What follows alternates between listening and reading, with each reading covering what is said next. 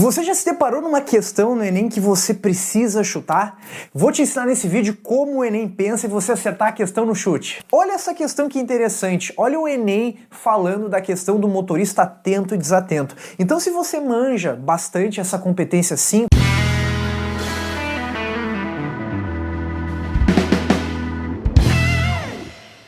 tudo bem, pessoal? Eu sou o professor Jean Pegoraro e curte o nosso vídeo, fica conosco até o final para você aprender a chutar no Enem e adivinhar o que o autor da questão está pensando. Assim, pessoal, o Enem é uma prova que tem uma particularidade muito interessante. Ela não dá tempo suficiente para você fazer todas as questões, ou seja, você vai precisar chutar no Enem.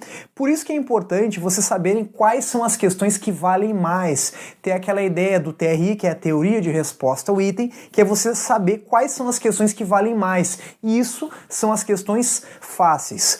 Basicamente, o que difere o Enem de toda a prova do Brasil para concurso de vestibular, para você entrar na faculdade, é que o Enem dá um valor grande para as questões fáceis. E essas questões fáceis têm um raciocínio muito interessante que eu vou mostrar para vocês. Então, assim, gente, o Enem ele trabalha com competências. Então, a competência 5, basicamente, ele fala de nós identificarmos fenômenos e trazermos para o dia a dia. E essa é a nossa melhor ferramenta para conseguir acertar questões no chute. Por exemplo, o Enem já colocou uma questão que falava com aquelas portas e sensores de shopping, aquelas portas que você aparece e elas abrem sozinhos. Ou seja, é o nosso dia a dia que o Enem quer que você explique dentro de um laboratório como funciona esse sensor de porta de shopping. Assim, então como chutar no Enem? Essa questão do daltonismo é um bom exemplo disso, de nós trazermos alguma coisa do dia a dia para um meio científico, ou seja, o nosso cotidiano. Essa questão que está aparecendo aí para vocês, o que interessa é que o Enem está tentando contextualizar esta característica chamada daltonismo. O que você precisa saber para resolver essa questão? Vem aqui comigo, tá? A primeira coisa que você tem que saber, o que é a luz visível, né? Isso é fundamental para você entender o nosso aspecto.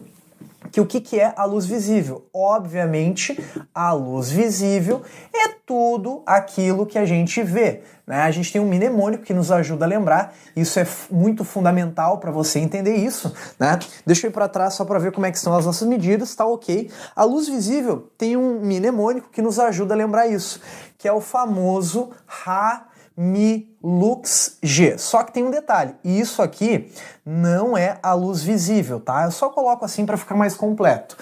As ondas eletromagnéticas são ondas de rádio, micro-ondas, infravermelho, que nós chamamos de calor, luz visível, que é essa que eu vou abrir, ultravioleta, raio-x e raio gama. Qual é o detalhe que nós precisamos cuidar com bastante cuidado aqui, tá? Essa luz visível, ela vai se decompor no espectro visível. Inclusive foi o Newton que chegou nessa descoberta. Olha só, existe um mnemônico que vai nos ajudar a lembrar essa luz visível, que é o famoso VLAVAV. VLAVAV, tá? Isso já caiu na prova do Enem, por exemplo, de colocar um prisma e ver como as cores são decompostas. E aí é só você pensar da seguinte maneira: isso são as cores visíveis. Pensa numa cor que comece com L, tá? E a gente vai ter aqui, ou seja, o famoso laranja. Pense numa cor que está perto do laranja e comece com A. Amarelo. Amarelo. Pense numa cor perto do laranja, começa com V, vermelho. E aí o que acontece? Você consegue basicamente lembrar de todas as cores do espectro visível. Uma cor perto do amarelo começa com V, é o verde, e aí o resto é mais intuitivo, né? Azul, anil e violeta. Essas são as cores do espectro visível, que basicamente é o Enem trazendo o cotidiano para o meio científico, ou vice-versa. Essa questão do daltonismo, você tinha que saber isso aqui, e é bem legal para resolver a questão. Todas essas que eu mostrei até agora são as questões chamadas fáceis, ou seja, de acordo com o TRI do Enem, são as que mais valem pontos, e é importante vocês fazerem essas questões com bastante calma e ter tranquilidade na prova do Enem. Eu sei que eu falei num vídeo que no início a prova do Enem não dá tempo de fazer todas as questões, mas uma vez que você se digamos assim, se preparou para fazer a questão durante a prova, você deve fazer com todo o carinho e toda a calma do mundo, porque é isso que vai fazer você entrar na faculdade.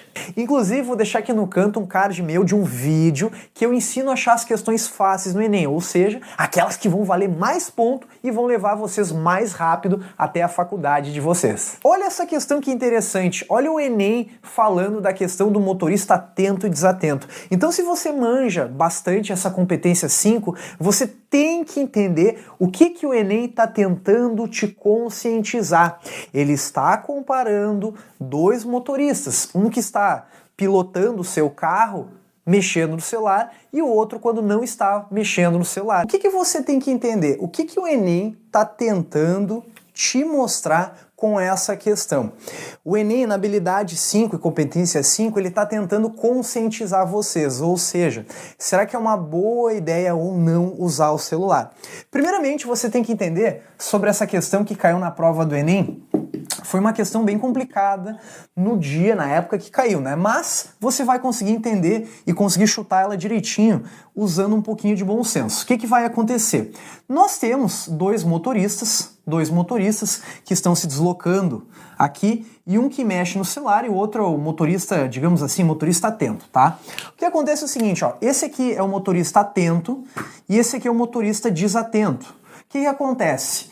Esse motorista atento, ele já vai iniciar a frenagem um pouquinho antes do motorista desatento. Então ele vai ter um vetor aceleração aqui que vai fazer com que vai ter um momento que ele vai parar.